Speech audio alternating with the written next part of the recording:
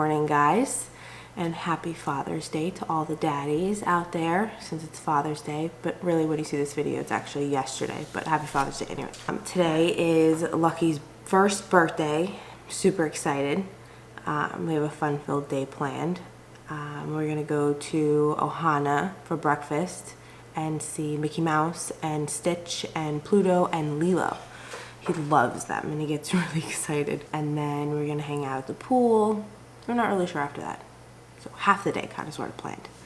Right now Daddy and Lucky and Bella are still sleeping. So I figured I'd make the early morning video while they're sleeping. It's quiet. Today is sort of a bittersweet day.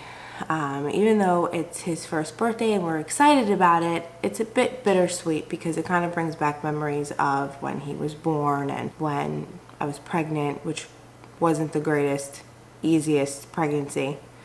Definitely harder than Bella was. At first, they said that he might have Down syndrome, he might have a heart murmur, so I got to spend a little bit more time with the prenatal doctor than my regular doctor. So that was a little scary each and every time. I actually almost lost him. They call it a threatened abortion. That was super fun. He came a month early, which I was excited about because he was painful and he hurt. Having him a month early wasn't quite exactly what I really wanted when it really happens. He came a month early. Water didn't entirely break, but it sort of like leaked, sort of.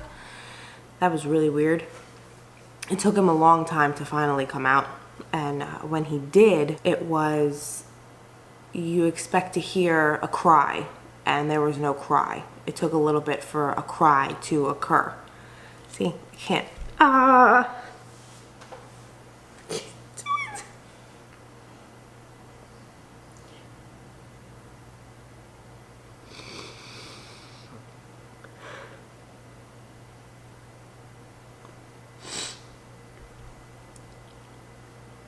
Oh, crap. I knew this was gonna be hard. Anyway, back to what I was saying. You expect to hear a cry, there was no cry. Took him a second to cry, which was great. He cried eventually. He had his umbilical cord wrapped around his neck very tightly. They said when he came out, he was pretty blue.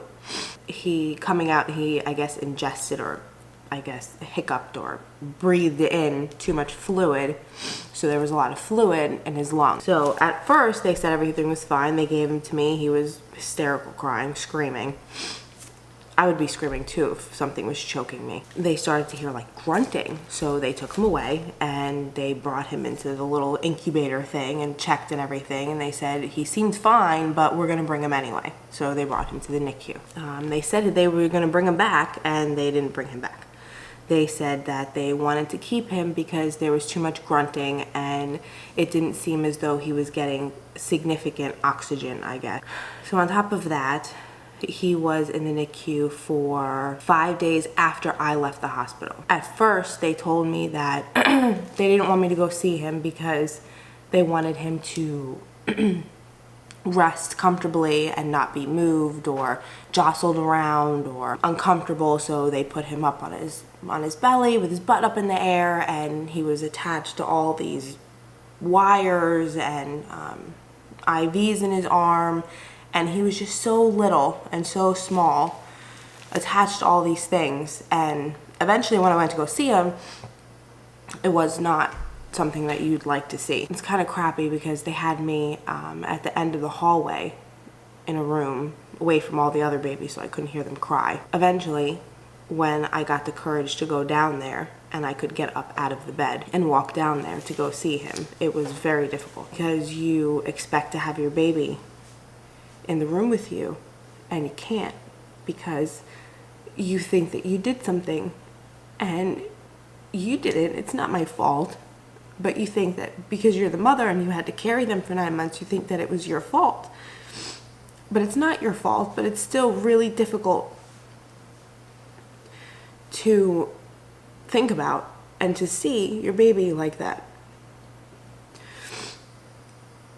So we went to go see him. You know, I got to pick him up every once in a while. They told me I shouldn't really pick him up, but the 3 days being in the hospital, I didn't have my baby with me. It was really hard to get up, really hard to eat. It's just really hard to do anything because you don't have your baby and you don't know what's going on. Nobody really gives you much of an answer. But he was fine. And then they say, no, we're going to keep him here. So I had to go home without my baby.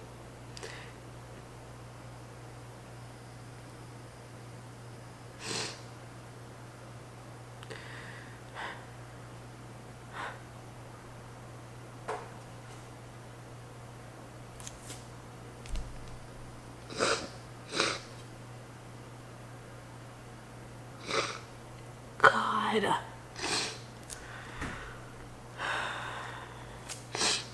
I had to leave the hospital without him. That was probably, if you can't already tell, a year later, still bothers me, but it was the worst day of my life. To go home, no baby. And you think, I just had a baby here, and then he's not here. As if it never even happened. It's extremely hard. I was depressed for days. Didn't want to get out of bed. Didn't want to do anything. I even tried actually to clean the house because I didn't know what to do with myself. I got yelled at several times. But it was a very difficult month or so. But he was there for about 5 days. And every single day I'd call. Every single day I'd go up there. Every day he got better. And then he had Billy Rubin. Then he had to be under blue lights. He looked like a little fish in a fish tank. It was cute. But yes, the beginning of our journey together was very rough. I would hope that nobody ever has to go through that. It could have been a lot worse, and I'm very much glad that it was not as bad as it could have been. But today we're going to be happy. I'm not going to think about it today. At least I'm going to try not to. Although in a whole year, I've thought about it a lot. And it's not something that just goes away. It's not something that you could just forget. You know, passing a hospital goes through your mind. Him getting sick goes through your mind. Everything goes through your mind all day, every day, on little things. It's just what happens, is you just can't get it out of your head. We're going to have a fun day today. We're going to celebrate his birthday. I'm excited for his cake. I can't wait for you to see it. I blurred it out last night so you couldn't see it. We have probably 120 balloons all over the floor, like Mother's Day. All his gifts are over there on the floor. We have decorations all over the house, some lion guard tablecloth. And we're just gonna have a fun day. It'll be fun. Yay! So stay tuned for an exciting day. And then I'm gonna go wake up the children, all 3 of them. And we're gonna get going because we have to be there in like an hour. Always late. All right, stay tuned for a fun day. Happy Father's Day, all the daddies. Again,